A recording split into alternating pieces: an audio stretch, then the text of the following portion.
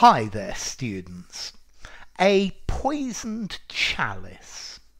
Okay, this is mostly a British phrase. Let's see, a poisoned chalice is a job or perhaps an opportunity that you take it because it looks really, really good, or you're thinking about taking it because it looks absolutely fantastic. But it's got hidden problems, and it's probably going to cause you great trouble or great failure. So I'm sure Liz Truss, who became the former Prime Minister of the UK, she was really happy. I've been made Prime Minister, yeah, yeah, yeah. But it turned out to be a poisoned chalice, and a couple of months later she was sacked in disgrace. Okay, so it's a job or an appointment or an opportunity that you're thinking about taking, but actually it's something that's going to destroy you or to destroy your reputation. Let's see, a chalice. A chalice is a cup. It's normally a cup that is used in rituals. For example, in the Christian church, when they have Eucharist, when they have wine in a chalice, and the priest gives a little bit of this to each person. Okay, so a chalice, it's a large drinking cup, normally with a stem, that is used for religious ceremonies. Okay, so a poisoned chalice, something that you think is going to be really good, but in fact it can do you a lot of harm. I was thinking about a team coach. Maybe you've somebody is appointed as the coach of a team that has a very good reputation, but the problem is maybe most of the good players are now old and can't play anymore, or the team needs restructuring. So there are very high hopes or very high expectations of everybody for the new coach, but he probably doesn't, or she doesn't have the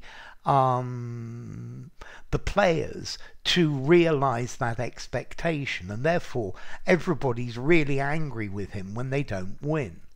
A poisoned chalice. So this job turned out to be a poisoned chalice.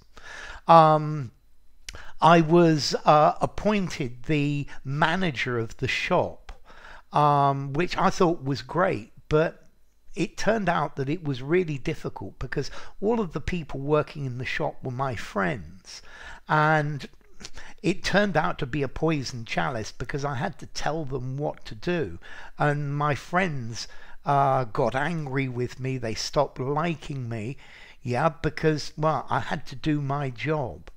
Okay, so a poisoned chalice, something that seems attractive at first, but in the end it's something that's going to lead you to failure.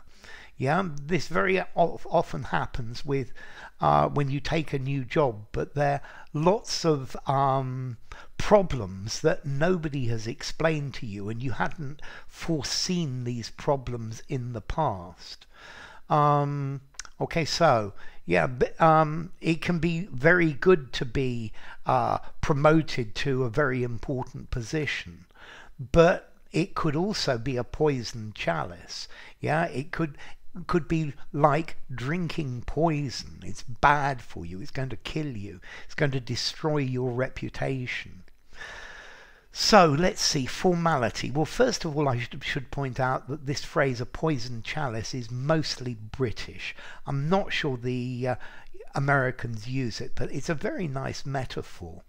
As to formality, I think I'd probably give it a 4.5 in formality. I think you could use it informally, semi-formal conversation, semi-formal writing, but I think hang back about using it in something very formal.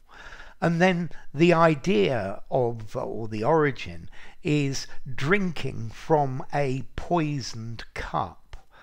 Let's see, let me give you a quote with this from Shakespeare. There's a quote about this in Macbeth. Yeah, Macbeth is thinking about the consequences of murdering King Duncan. And he says, "But in these cases we still have judgment here, that we but teach bloody instructions, which, being taught, return to plague the inventor. This even-handed justice commends the ingredients of our poisoned chalice to our lips."